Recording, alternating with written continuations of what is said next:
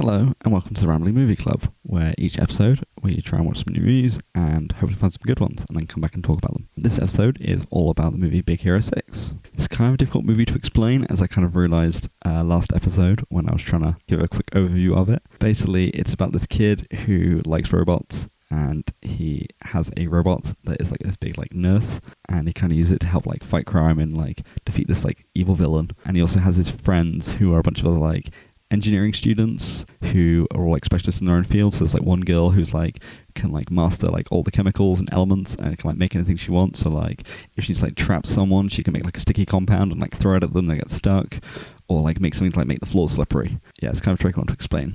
This is also actually a Marvel comic that Marvel didn't want anything to do with. So Disney were like, well, we'll make it instead. But yeah, Marvel like doesn't fit with what we're doing, so we don't want to touch it. I have explained this movie really badly, but if you haven't seen it, I would definitely recommend watching it because spoilers.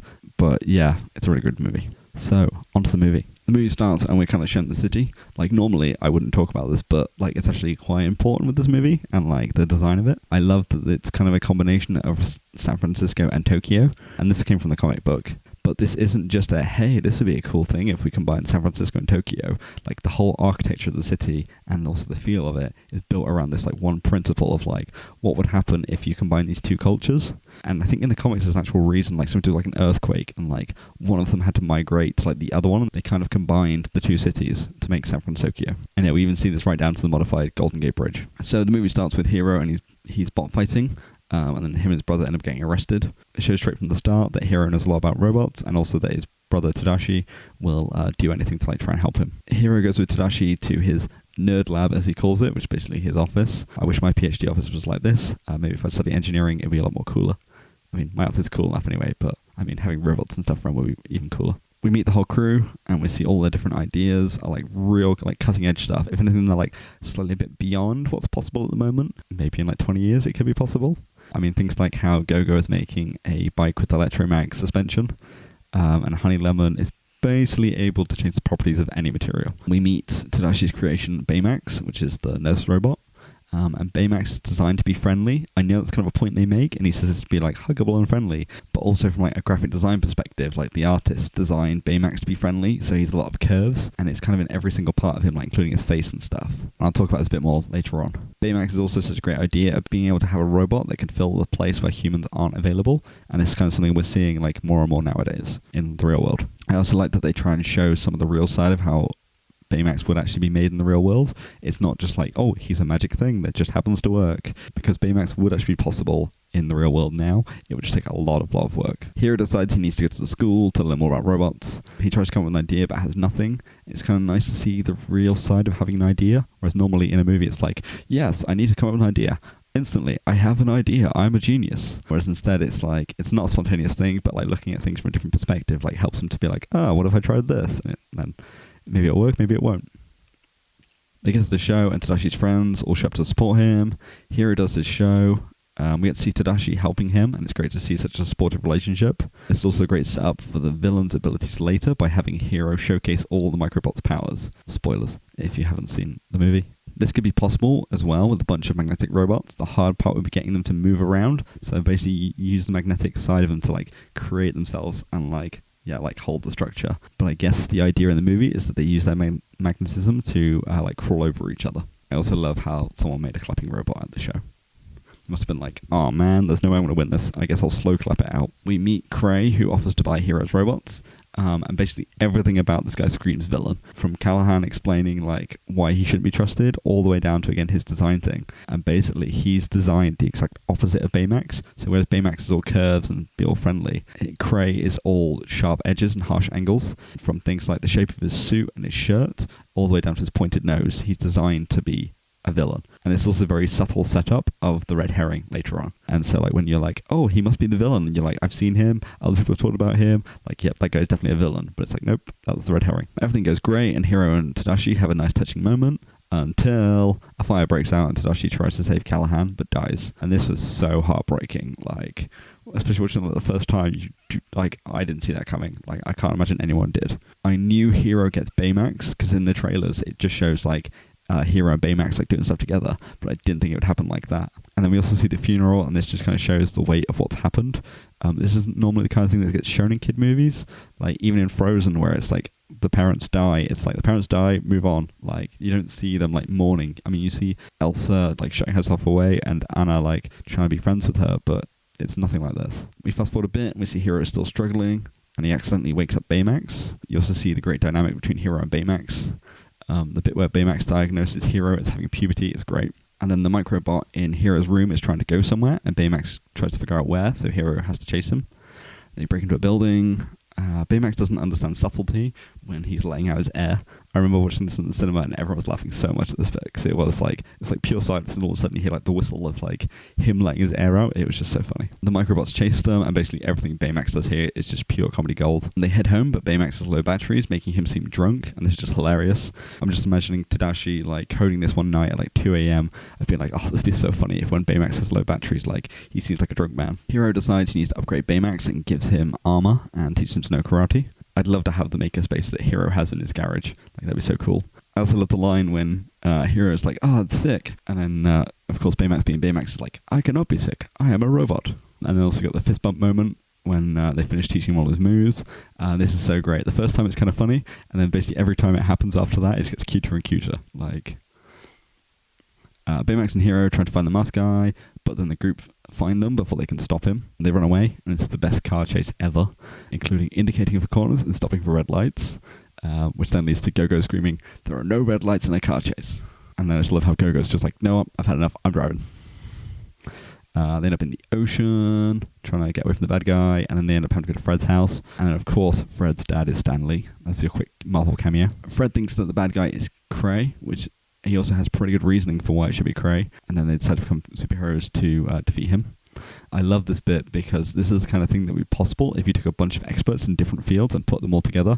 It would take months, not days, to do all this, but it would be like, this is the kind of things they could probably dream up. And this is why I want to enter a competition called Call for Code, which is where you basically get like a bunch of different people and like put together a team and then try and come up with a programming solution to try and fix a real world problem. So like the one this year is to try and fix climate change in any way that you think is possible. And then back to the movie, Baymax learns to fly, and they scan the whole city so you can find the bad guy.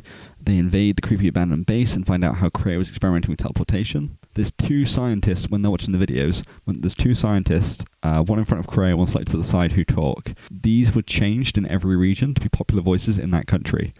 So like in the UK, there were two popular British YouTubers. I don't know about other countries, but I just know they were different. And then this idea was then used in Captain America Winter Soldier when he had a notebook of movies to watch. That changed by region too. They fight the bad guy, but it doesn't work very well as a team. Plot twist, the bad guy is Callahan. This is a really good plot twist because it's quickly shown how he survived, and there's no way you can see this coming. The movie is giving you suggestions why it should be Cray to mislead you. Like I said, like even Danvers' design, like he's designed a red herring. But this twist doesn't undermine that, it's just they didn't have all of the information. Hiro freaks out because Tadashi died for no reason and tries to get Baymax to kill Callahan. Hiro runs home with Baymax. Baymax makes Hiro understand for himself that what he's doing is wrong, which I think is really important in a kid's movie, rather than being like the adult or like authority figure being like, you're wrong. It's like, no, like you need to understand this and like process this information. He reminds him of Tadashi by showing him clips of him.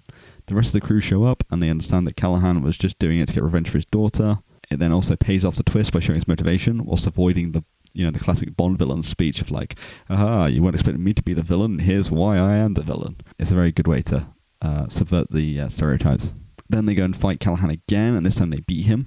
One thing that's of note, I think, in this fight is we see Honey Lemon kind of tapping away on her bag. A lot of people on the internet have pointed out that actually her bag is a periodic table, and every time she wants to make something, she puts in the chemical compound for it, which is really cool. It just shows how smart she is. Baymax then realizes that Callahan's daughter is still alive inside the portal, so they go in to get her. I love the design of the space inside the portal. I love all the weird like flowing colors and like how different it is from like our world, and that's kind of the point of it. They find her, and Baymax uses his rockets to fly them out until they get hit by a rock, and Baymax is too damaged to fly. Baymax realizes he can save them, but he'll have to stay behind. And again, this is another heartbreaking moment, especially when you think of like how much Hiro has already lost. It's like, okay, now he lost his brother, then he had this robot who helped him to recover, and now he's going to lose the robot too. It's just like, oh, poor kid. But then the movie has a happy ending because they get back out, Abigail survives, and we see Hiro go to uni. He even gets Tadashi's old lab, and he has a new group of friends. And then as he's setting up in his new lab, he takes out Baymax's fist and realizes that Baymax put his healthcare chip in it so Hiro can rebuild him again. And the movie finishes with him rebuilding Baymax. And it's just like, yeah, such a cute way to finish the movie. And like, nice to know that like, it wasn't all sad stuff. So yeah, that was Big Hero 6. This is one of my favorite movies. I really like Disney movies that aren't like solely focused on like the love life of the main characters. This is kind of becoming less of a thing as movies are kind of moving on from that with things like Moana. But even still things like Frozen. Like Frozen 1 is all about Anna's relationships and like her trying to find a husband. Frozen 2 is better, but yeah. I also love ones that are about engineering stuff and like building things like the same as this and like Meet the Robinsons. But yeah, it's a really good movie. I also love the design of everything, from the characters to the world, even the hand-drawn credits at the end are just amazing. There's also been rumours of a sequel where Tadashi is the bad guy, but this was a long time ago, so it probably won't happen. So I think this movie came out in 2014, so if there's going to be a sequel, I feel like we'd know by now. But who knows, maybe in the future they'll be like, yes, we're going to finally bring it back out. I think the rumours came from Stan Lee saying he'd filmed a cameo for it, but again, nothing's happened so far and it's been 6 years. So, also, I'm not sure how they do the name. I guess they'd probably have to give it a subtitle, because either it would be like, Big Hero 6-2 or like Big Hero 7, but I guess the best way to do it would be like Big Hero, The Adventure Continues, or like something like that. So yeah, that was Big Hero 6. What did you think of it? Feel free to let me know on Instagram at Rambling Movie Club, or you can also let me know on the new Facebook page that I've created, which is also Rambling Movie Club. So yeah, feel free to come say hi. Next episode movie is going to be a movie called Oblivion, which you may have heard of. It's a Tom Cruise movie. Now, don't turn off because you're like, oh, Tom Cruise. Also, don't get too excited if you're like, oh yes, Tom Cruise. Basically, Oblivion is, if you watch the trailers, it looks like a normal movie of Tom Cruise fights aliens, but it isn't. Basically, the movie is all about how humans got into a fight with aliens. The aliens lost, but the humans had most of the solar system blown up. Like the moon got blown up. Earth is no longer habitable. There's radiation zones everywhere. And they're trying to get all the water off of Earth, because then the rest of humanity has moved to Saturn's moon, Titan. And so Tom Cruise and this woman he works with are kind of the last people on Earth, and them a team of robots are trying to get all of the water off of Earth, so then they can go out and live the rest of the humans. But yeah, if you haven't seen it, it's definitely a good movie. It is not the standard Tom Cruise movie, I will tell you that much. If you've seen his movie Live, Die, Repeat, it's not the same movie, but it's similar vein of it's not like Mission Impossible or anything like that. So if you haven't seen it, I definitely recommend watching it. It's I watched it in the cinema just randomly, and I think it's a really good movie. So anyway, thank you for listening, and I'll see you next time.